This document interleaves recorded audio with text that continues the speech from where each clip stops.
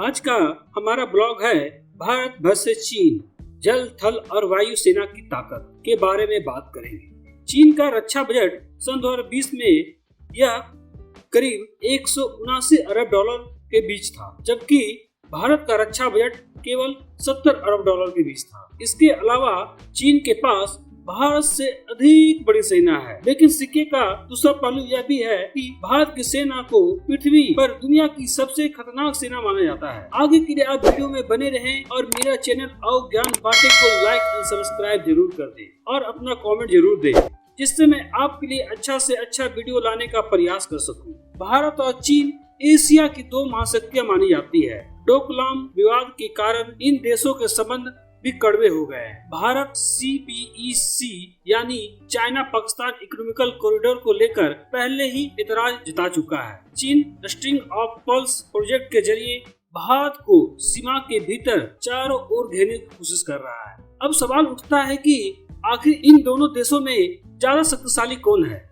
क्या आज का भारत वही भारत है जिसको चीन ने 1962 के युद्ध में बुरी तरह से हरा दिया था, या फिर आज का भारत इतना शक्तिशाली हो चुका है कि चीन इसके साथ लड़ाई का ख्याल भी अपने दिमाग में नहीं लाएगा? इतना तो हम लोग जानते हैं कि लड़ाई में निर्दयता और लड़ाई की कला आना बहुत जरूरी है।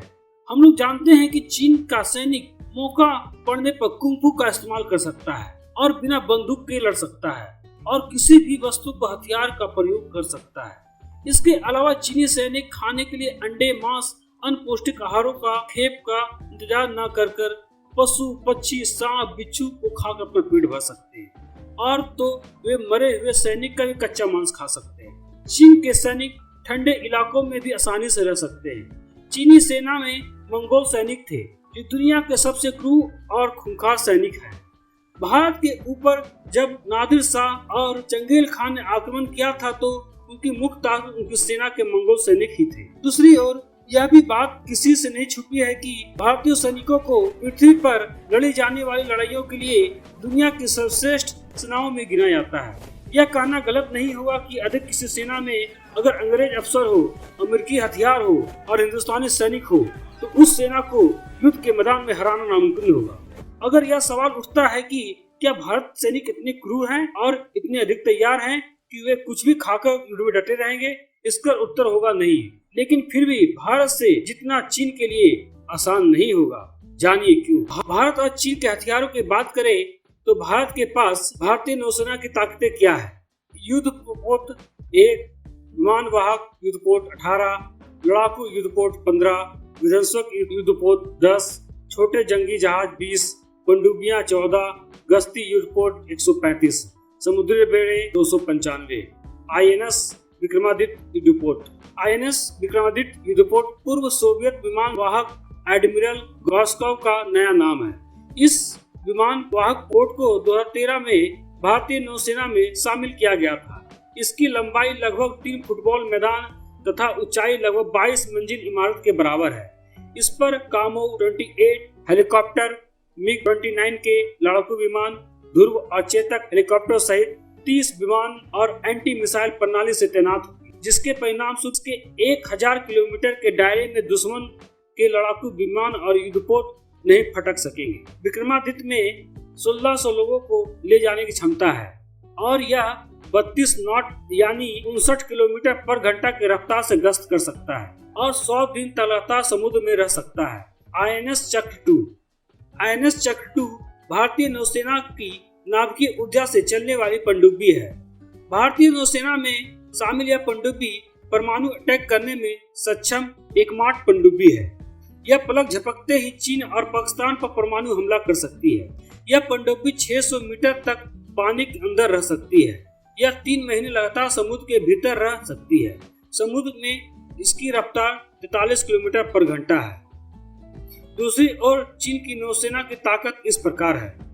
चीन के युद्धपोत 1 है, विमान वाहक युद्धपोत 48 है, लड़ाकू युद्धपोत 51 है, विध्वंसक युद्धपोत 35 है, छोटे जंगी जहाज 35 है, पनडुब्बियां 68 है, गश्ती युद्धपोत 220 है और समुद्री बेड़े 714 हैं। ये तो हम लोग ने हथियारों की बात कर ली। भारत के सामने क्या चुनौतियां होगी अगर भारत और चीन के बीच युद्ध होता है। चीन के साथ लड़ाई के मैदान में लड़ाई नहीं होगी, यह पहाड़ों की लड़ाई होगी। पहाड़ों की लड़ाई में तोप और गोलों की जगह पैदल सेना का महत्व रखता है। यहाँ पर चीन की सेना के पास एडवांटेज होगा क्योंकि वे हमसे ज्यादा ऊंचे स्थान पर बैठे हैं। भारत की लड़ाई चीन की लड़ाई से कई मोर्चे पर होगी। यह लड़ाई पाकिस्तान कश्मीर से, फिर लद्दाख से, फिर तिब्बत, नेपाल, सिक्किम, भूटान से होती हुई अरुणाचल प्रदेश, नागालैंड, मिजोरम, त्रिपुरा, मणिपुर और बांग्लादेश तक फैली होगी। तो क्या भारत के पास इतनी पैदल सेना है जो वह पूरे हिमालय क्षेत्र में इसे लगा सके और उसके पास गोला बारूद और तोपे और खाने पीने का सामान इत्यादि पहुंचा सके? ध्यान रहे, भारत के पास कुल एक्टिव सेना 13.25 लाख है। इसके विपरीत चीन के कुल आर्मी 23.35 लाख है और उसने पूरे हिमालय में अपनी सेना को लगा रखा है और अपने सैनिकों को पूरी तरह से तैयार कर रखा है। इतना ही नहीं, यदि चीन से लड़ाई शुरू होती है तो पाकिस्तान भारत के खिलाफ एक अलग मोर्चा खोल देगा। सबसे खतरनाक हालत भारत के लिए तब पैदा होगा जब नक्सली इस मौके पर फायदा उठाकर लाल गरियाला स्थापित करने की कोशिश करेगा। चीन और पाकिस्तान दोनों ही भारत के नक्सलियों को हथियार उपलब्ध कराते हैं। हाल में ही झारखंड के लातेहार में हुए नक्सली हमले पर एक पाक निर्मित हथियार मिले थे, जिससे नक्सली को पाकिस्तान की मदद की पुष्टि होती है। अब आते हैं भारतीय वायुसेना के आकलन पर। अगर भारत की वायुसेना की ताकत की बात की जाए तो फिलहाल हमें चीन पर भी बढ़त हासिल है। चीन के विमान ऊंचाई वाले एयरबेस से उड़ान भरेंगे जो कम ईंधन हथियार लेकर उड़ सकेंगे। चीन के पास हवा ईंधन बनने वाले विमान भी नहीं है, इसलिए चीन के वायुसेना के मुकाबले भारत की स्थिति बेहतर है।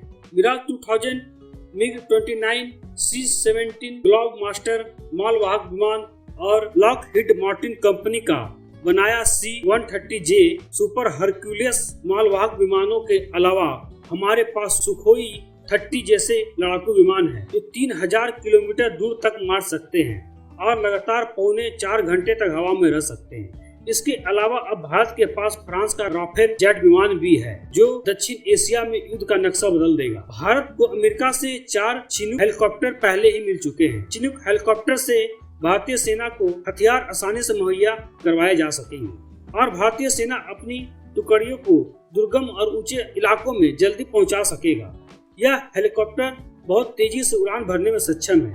यही वजह है कि बेहद घनी पहाड़ियों में सफलतापूर्वक काम कर सकता है। भारत के पास ब्रह्मोस जैसी जबरदस्त मिसाइल है जिसकी रफ्तार 952 मीटर प्रति सेकंड की है।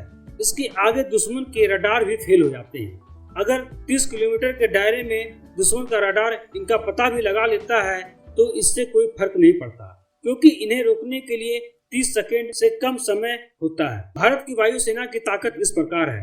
भारत वायुसेना में करीब 1,40,000 सैनिक हैं।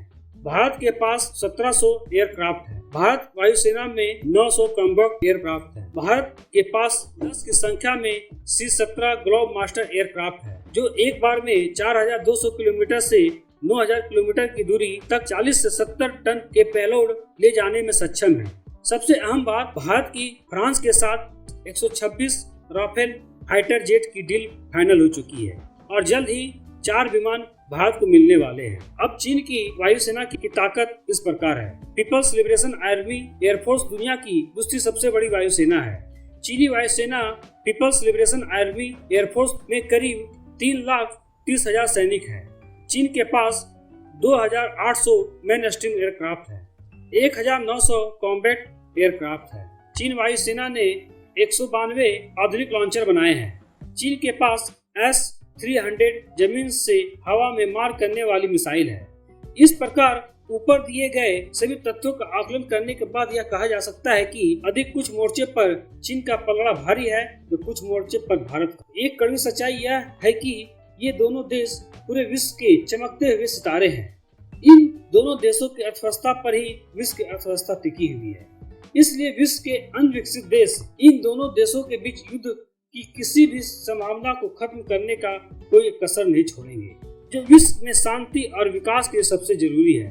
हमें उम्मीद है कि आप इन दोनों देशों के लीडर आपसी मुद्दे को बुलेट की नोक से ही नहीं बल्कि कलम के नोक से सुलझा लेंगे। धन्यवाद।